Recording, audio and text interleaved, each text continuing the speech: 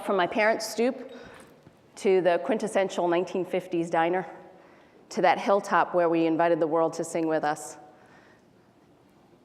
to tonight's dinner table, to Facebook, MySpace, Twitter, and YouTube.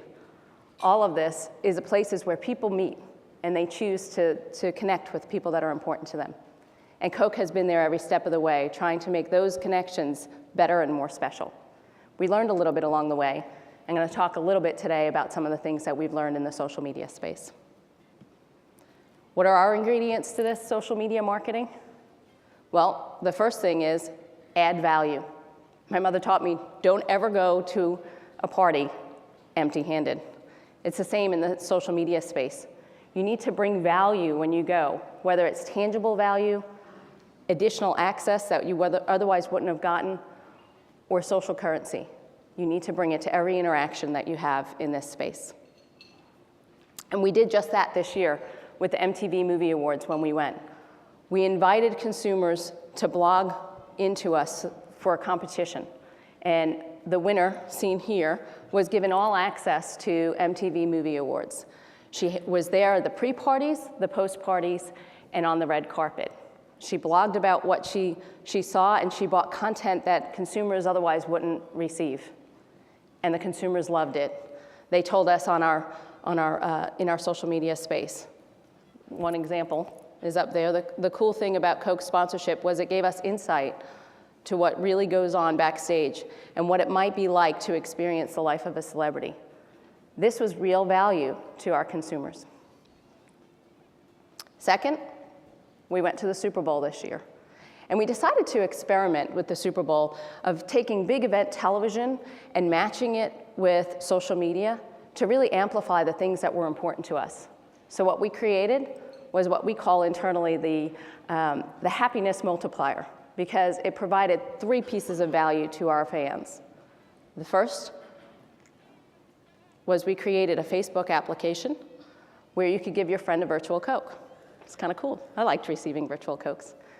But the giver was also given the value of being able to see our Super Bowl spot, or a portion of our Super Bowl spot before the game. And on the morning of the game, they were able to see both spots prior to them airing. But the third value was perhaps the most important, was we provided value to the entire community, because each virtual Coke that was sent triggered a $1 donation to the Boys and Girls Club of America. Our second ingredient is transparency. Never hide behind your brand, or worse yet, never say something and not admit it's from your brand. And always remember, you are not your brand owner.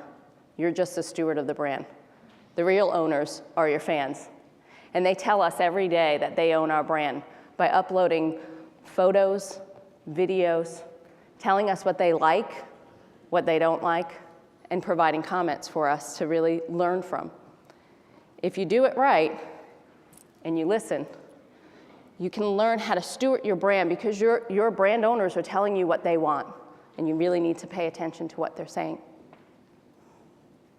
Our third, and this is the most difficult ingredients of all of them, is to be consistent and have follow-through. You need to be who you are, and you need to make sure that you're following through and planning beyond the campaign.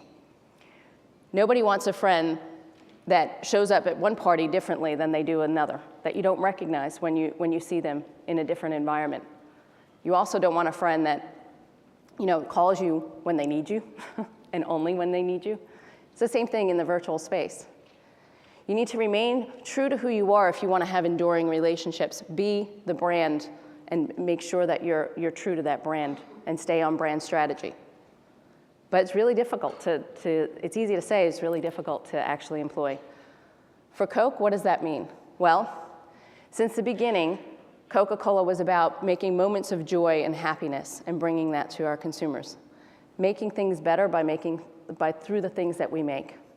It's about celebrating each and every community in which we operate and honoring its diversity. And it's about respecting this planet to make sure that we create a world that we all want to live in. In essence, Coke is about making those human connections that we all share better and more special. And if you've had a Coke, you've been part of that journey. But being consistent doesn't mean being stagnant.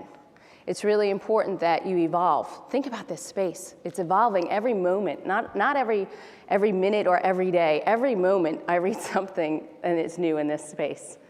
And you have to evolve and keep things fresh.